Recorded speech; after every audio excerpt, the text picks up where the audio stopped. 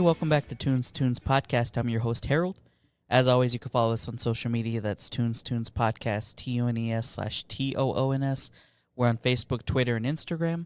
And you can listen to us on Spotify, Apple Podcasts, wherever you find your podcasts.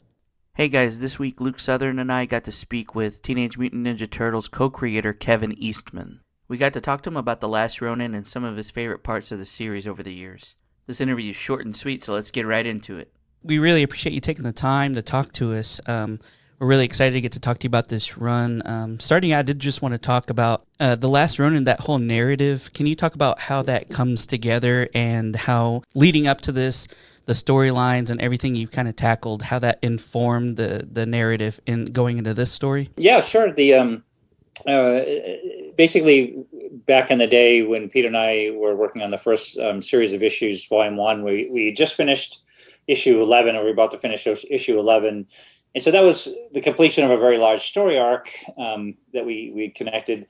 And we were thinking, like, where do we go from here, kind of thing. And we said, well, let's look, say, 30 years in the future and come up with, say, an ending, a final story, if you will, and then we'll navigate towards that. And so we sketched out this idea set 30 years in the future. Like I said, it was we wrote it in 1987. There's about 20 pages of stuff, basic, beginning, middle, and end, and components. And then that was literally right when the toys kicked off and the cartoons started, and just everything all happened, and it kept getting put aside, and we never completed it. Similarly, in the IDW universe, Turtle universe, working with the whole team there, led by Tom Waltz, going through, we were coming up on about 2 years out from wrapping up the first 100 issues. And Tom and I would have a lot of chats about, like, well, this has obviously been fantastic. Where do we go from here? And I said, I've got the story that Peter and I came up with, and I've dusted it off a few times since 1987. And I said, I bet we could take that and adapt it, in its own universe, not set in the IDW universe, more specifically set in the original Mirage universe, but sort of that Dark Knight thing where it's sort of within the Turtles multiverse, if you will, that everybody calls multiverse now. We've always had multiple Turtle universes, but set in the Turtle universe, but this older, edgier, set in the future universe. And that's where those two connected, the past and the present, and that's where the story started its evolution.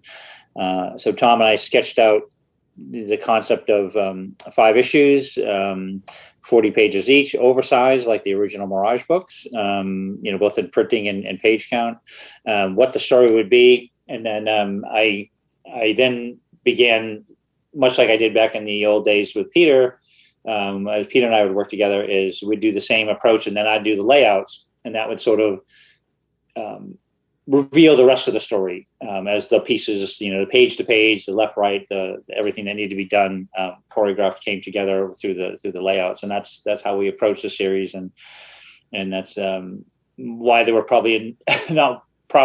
that's why there were a number of delays. It was just a lot of work and getting it right, and it was a world that would be, was being created from the ground up. It was a world that Turtles did not exist before we started this series in the Turtle universe. Right on. Yeah, I appreciate to hear that background on that. It's like you don't really know what all goes into it, so I love to hear that. My co-host Luke Southern has a question now. Man, I grew up with you guys, and I think I've seen just about every iteration there are of the Turtles. So my question for you would be,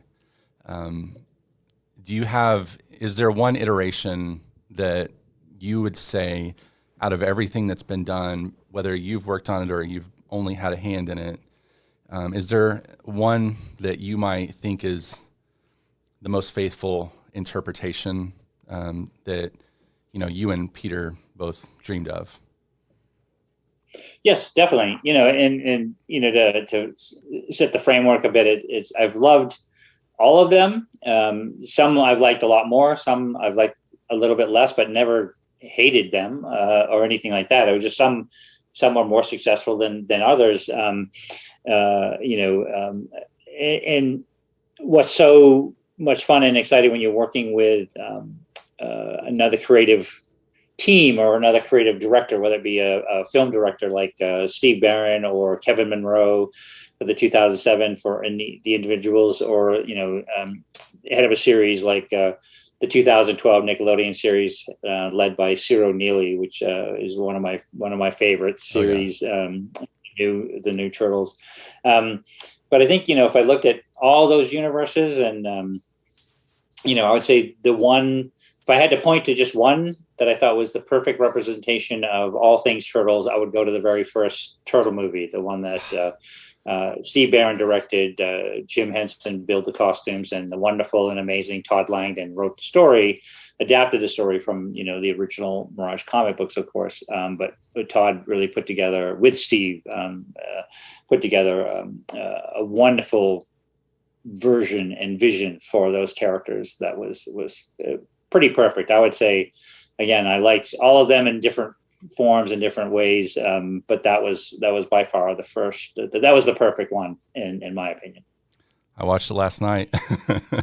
I mean, I even have the. I know our video is not being broadcast right now, but I've got the NECA Holothon, or the Loot Crate. It's like the neon yellow movie long sleeve on right now. I know you've been pretty involved with that toy line lately, so. No, I love that stuff. In fact, it's like, from the original Playmates toys all the way up through. But one of the things I really adore about the NECA, of many things, I'm a big fan of all things NECA, and as well as a collector. As you can see, my shelves are just, and it kind of like a virus that spreads through the entire house. We have just toys and comics and stuff everywhere. We're true fans. But the not only NECA doing their incredible versions of the first movie, they just came out with the Judith Hogue, which looks amazing. Oh, yes. But their sculpting looks like, some of the toys look like they just walked right off the movie screen, and the same with some of the cartoon representations. I feel like, they walked right off the TV screen, and just they're just so perfect. And it's been great that they've I love working with them anyway, but it's great that they're doing going back to some of the original Mirage based figures, like you said, the Holothon, great, and those kind of things with Fugitoid and some of the other ones. That to me is, I would dare to say I'm a bigger geek than you guys, and I love that stuff. Oh, that is totally fair to say. On that topic, the toys got me into it. They came, it was right around the same time as the original cartoon series. And I remember going to Walmart every Saturday when I got allowance with my dad. So my big question now would be, is there one toy that from that original Playmates line that you got to see come to life that you would say would be your favorite out of all of them? It's a tough question, only because I actually really enjoyed so many different iterations, so many different variations that that Playmates did with the characters, across multiple universes within those worlds. But if I had to point to one or two, I would go specifically to the Star Trek Turtles, and I say that because I was a huge Star Trek fan when I was a kid. I love Star Trek, so that having the Turtles dressed as one of my favorite concepts, again, the Star Wars characters, was tippity top of the list. And then they did another version of them as the Universal Studios monsters, yes, which brilliant, absolutely brilliant. So yeah, those two stand out as again many. One of my favorite larger scale one was when they did the large scale android body Krang with the Krang in it. Oh yeah. Awesome. But yeah, those were pretty awesome. Those are hard to beat. That was some fun stuff. Well, Kevin, we really appreciate your time, man. Yeah, wish you a lot of success. Great storylines. Hope we continue to see stories coming, and we're just excited to talk to you. Thank you. Yeah, thank you so much. No, my pleasure, guys. Cowabunga. Cowabunga.